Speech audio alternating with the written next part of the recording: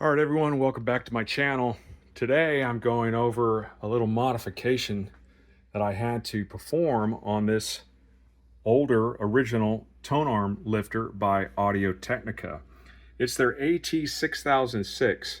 I don't know when they started making these, probably in the 80s, possibly late 70s, but it's an automatic Tonearm lifter so that when the cart is at the end of the record, it doesn't sit there and spin and dig a groove in your dead wax or come over to the label and mess up your stylus. It automatically lifts the tone arm.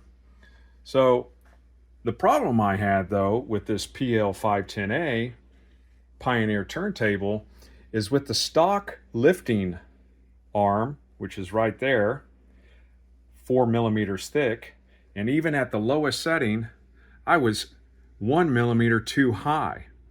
So I fabricated that aluminum arm. I don't know if it's staying in focus there for you. And notice that little ledge, it dips down. So that bought me a solid 1.5 millimeters. And then I took the base bottom part of it, put it in my machine lathe here, and I turned down 1 millimeter there, and it's brass on the bottom. And then I used some 3M double-sided tape that's thin, and that's how I set the device. But at this point, it works. This is a standard LP. I don't know what gram weight standard are, but I also tried 180.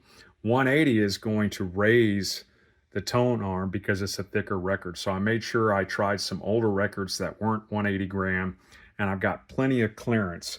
When it starts to swing over that lifting arm, I've got a solid millimeter or more clearance, so we're good there.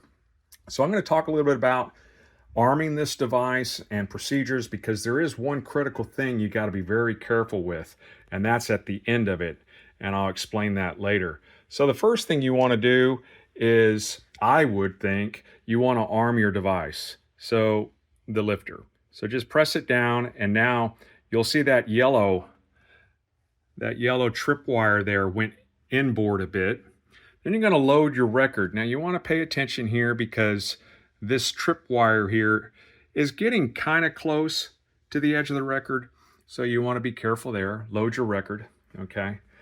Then of course you want to turn on the record player. It's queued up, so the tone arm is lifted, okay?